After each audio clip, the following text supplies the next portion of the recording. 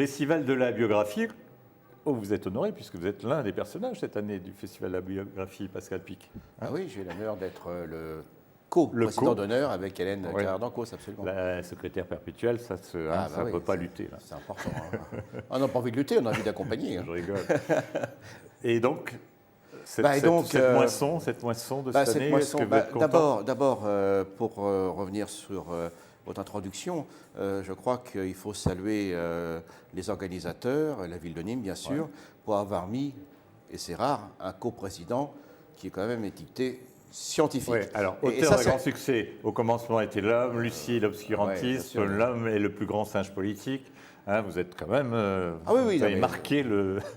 Non mais écoutez, vous avez marqué la scientifique qui quelqu'un vous adore ou quelqu'un vous aimez. Oui, ce qui est amusant, vous savez, on a une tradition en France, on vous dit à l'âge de 12 ans ou de 13 ans, tu seras littéraire ou tu seras scientifique, ce qui est complètement idiot, comme vous le savez bien.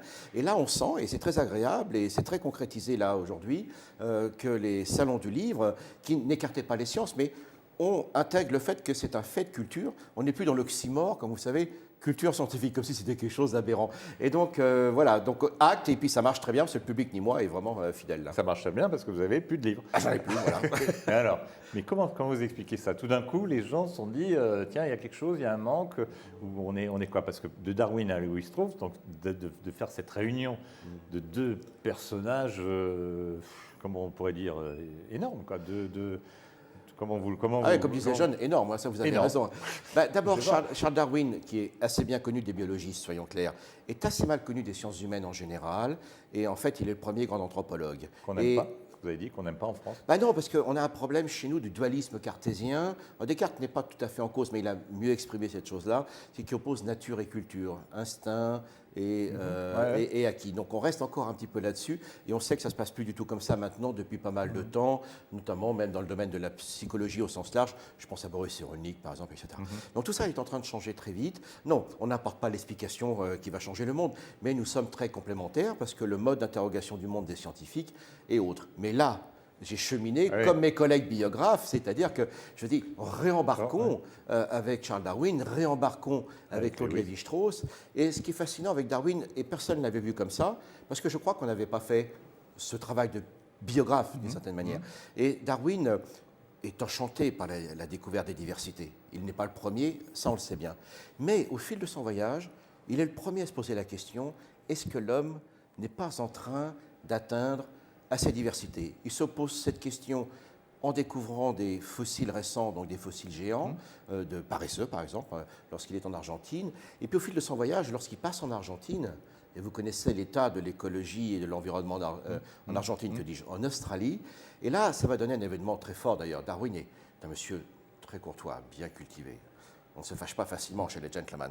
Mais il entend parler effectivement de ces traques, de ces chasses à l'homme, qui sont faites en Tasmanie. Vous savez que les Tasmaniens sont complètement exterminés. Et d'ailleurs, c'est tellement horrible que ça va inspirer une nouvelle que tout le monde connaît de George Orwell, qui s'appelle, non, H.G. Wells, pardon, qui s'appelle La guerre des mondes. Ça vient de monde. Et ce Darwin-là, c'est étonnant, parce que ce jeune homme, il participe du progrès sur lequel l'Occident va établir et conforter sa domination. Mais déjà, il en est conscient.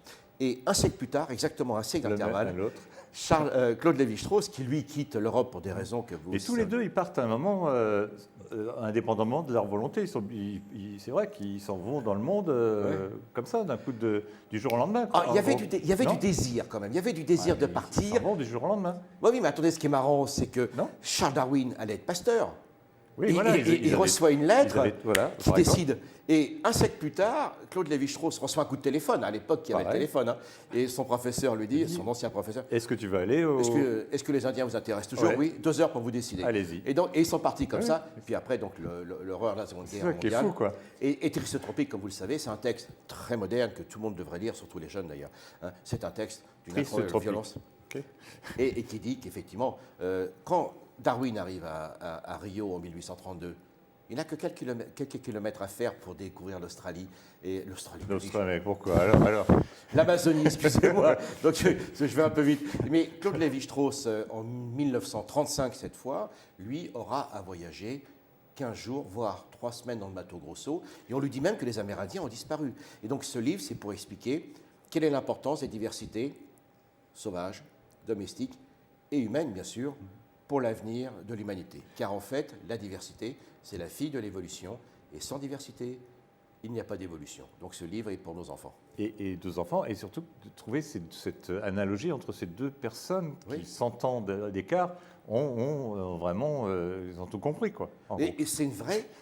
D'abord, ils découvrent l'enchantement de la diversité. Oui. De ces diversités, ils en déduisent une origine commune, mais de là aussi une prise de conscience en disant ça disparaît très vite. Comme je l'ai dit en introduction, si Charles Darwin et Claude Lévi-Strauss repartaient faire un grand voyage, Ensemble, ils seraient ensemble, ça serait formidable. Ah oui. Ah ben j'y vais là, je porte les bagages. Ah oui, moi aussi. Et ils ne pourraient pas découvrir cette diversité qui leur ont permis de construire leur œuvre et leur prise de conscience. Et ils auraient un peu, comme on dit, les boules, parce qu'en voyant ce qui se passe aujourd'hui. Oui, ils en avaient déjà conscience, hein, mais là, oui, ça serait, oui, je crois qu'ils ne seraient pas très contents. Et ils iraient où aujourd'hui? Si tous les deux ils partaient aujourd'hui, où est-ce qu'ils pourraient encore découvrir quelque chose? On découvre encore des trésors de diversité, comme en Nouvelle-Guinée et même Madagascar. Et là, parmi les personnes qui sont passées, il y avait des gens de Madagascar, un monsieur qui est né à Madagascar. Et Madagascar, on l'appelle le 8e continent, et j'en parle d'ailleurs, et on découvre encore de nouvelles espèces de lémuriens, vous savez, ces primates mignons, il n'y a pas plus trogne. Hein. Et là, mais ce qui est dramatique, c'est qu'on en découvre beaucoup, mais on en porte beaucoup d'autres à l'extinction et qui sont peu nombreux. Et il faut bien comprendre, et ça c'était le génie de Darwin, de comprendre que toute différence est une potentialité pour l'adaptation. Et là, effectivement, les diversités, c'est l'assurance vie des espèces et donc pour l'homme. Nos diversités, hein, nos futurs. Nos futurs. Merci, merci Pascal Pic. Merci à vous. Et surtout, un beau Darwin, Lévi-Strauss, et c'est pas un jean.